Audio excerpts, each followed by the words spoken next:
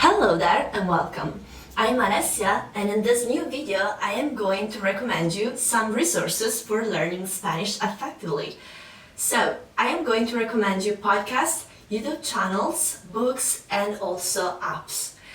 Before starting with today's video, please make sure to subscribe to my channel and to give to this video a big thumbs up. Now, let's get started. Okay, let's start with podcasts. The first podcast that I want to recommend you is Duolingo Spanish. You will find real life stories with English narration.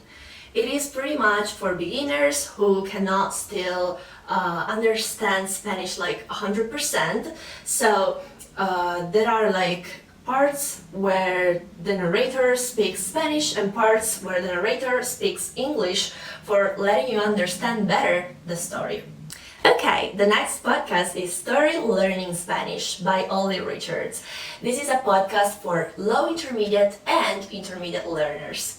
Basically, every episode is formed by the first part, which has the story in Spanish. The second part, they will tell you some vocabulary, both in Spanish and in English. And the last part, it is used for re-listening to the story.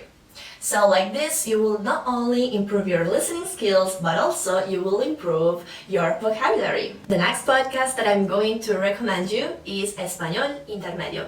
I found this podcast on Spotify, and it is so good if you want to learn more about culture in Latin American countries. Okay, the next part of this video will be about YouTube channels. So, the first YouTube channel that I would like to recommend you is Español con Juan. He is from Italy, but he has learned Spanish so well that he teaches it on YouTube.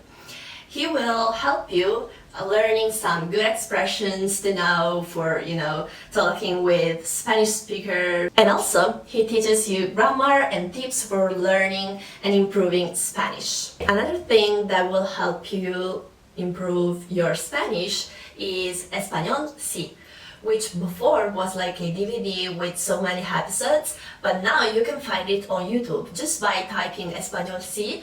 And there is also a guy who publishes this video whose name is like Claudio Albernas. If I'm not wrong, I will put it here. This is so good because they teach you Spanish in Spanish.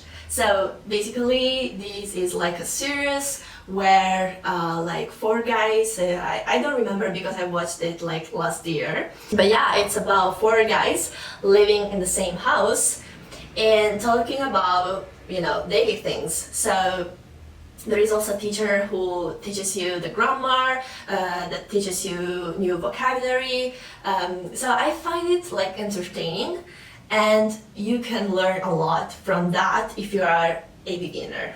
Another good channel for different levels, so either if you are a beginner or an intermediate or an advanced level, you can use Hola Spanish.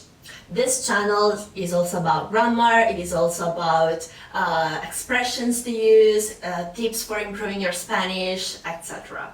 While if you are intermediate or advanced, you can watch BBC News Mundo. Every video explains a current event that is happening in the world, and it explains it in Spanish. So it is so good for those who want to talk about real things in real life and that have a good level of Spanish. The last YouTube channel that I'm going to talk about is Easy Spanish. In this channel you will find street interviews with Spanish speakers. So basically, these guys go to countries like Spain or countries like Mexico and go to interview people in the streets.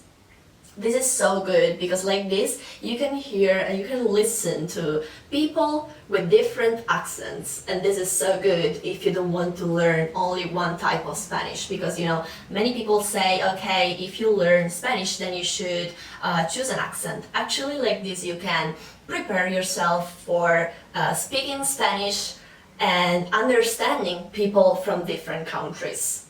Okay, now let's continue with books. I used this book from John Peter Sloan, but this is in Italian, so if you don't speak Italian, I'm afraid this is not for you, but if I can give you an advice, then is to choose an easy book for grammar to study, because for example this book, I studied with this book for 1 month. I didn't use it like for a long time, otherwise it would be so frustrating, only studying grammar and never starting speaking. So yeah, I used it for 1 month, and after that I started in front of the mirror practicing my Spanish. Of course it wasn't good, so I was checking the vocabulary, and I was trying to speak as much as possible, and this is what you also need to do. So if you want to buy a book, yes, go and buy it. Of course grammar is important, but it is not the only important thing when learning a language. So make sure to read some grammar for example 1 month like I did, but then just skip to other things that really makes you speak the language.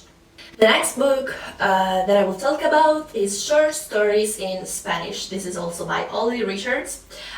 Before I mentioned Ollie Richards for the podcast, and yeah, he is so good when it comes to speaking languages, because he speaks numerous languages actually. And I read his book, and it is so good for those who are upper beginner and intermediate learners, because you can improve your Spanish through the power of short stories, like he says. So in this book you will find 1,000 of the most frequent words. You will learn new vocabulary at the end of each chapter, and also you will improve your Spanish if you read it for example, instead of every chapter reading only once, you read it more, 2 times or 3 times. Okay, let's move to apps. So the app that I really used for learning Spanish is Anki. This app is for flashcards, so you open the app and you create a deck if you want, or you just get shared decks. What I did was not creating a deck, because I'm too lazy for creating a deck. But if you're lazy like me, you can get shared decks, decks that other people have done before you, have created before you. Yeah, you can use them.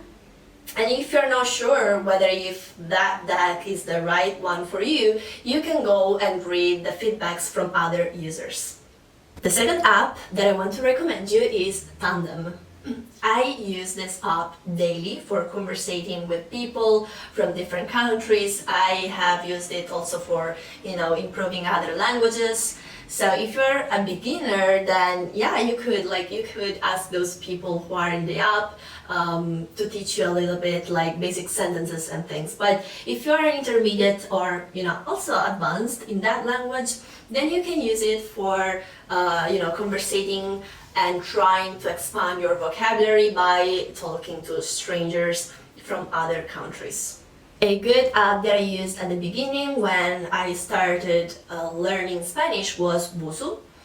This app, if you want to unlock some features, you should pay, but I didn't pay actually, so I only used the free content that they offer. And it is so good because it is not boring, it entertains you as well, so yeah, I think it's a good app, and if you want, you can also pay for it. And the last app is Duolingo. But actually, I would not recommend you to use Duolingo for learning Spanish. I use it for learning Japanese. Of course, it's one of the many resources that I use, because you cannot only use Duolingo for learning a language. But I must say that for learning Spanish it's not the same. Japanese, you have so many difficult words that you need to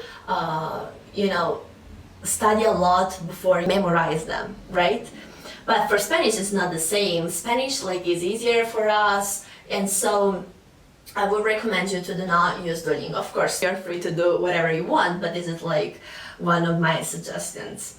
Okay, and this is all for today's video. Thank you for watching. Make sure to subscribe and to give to this video a big thumbs up. Bye!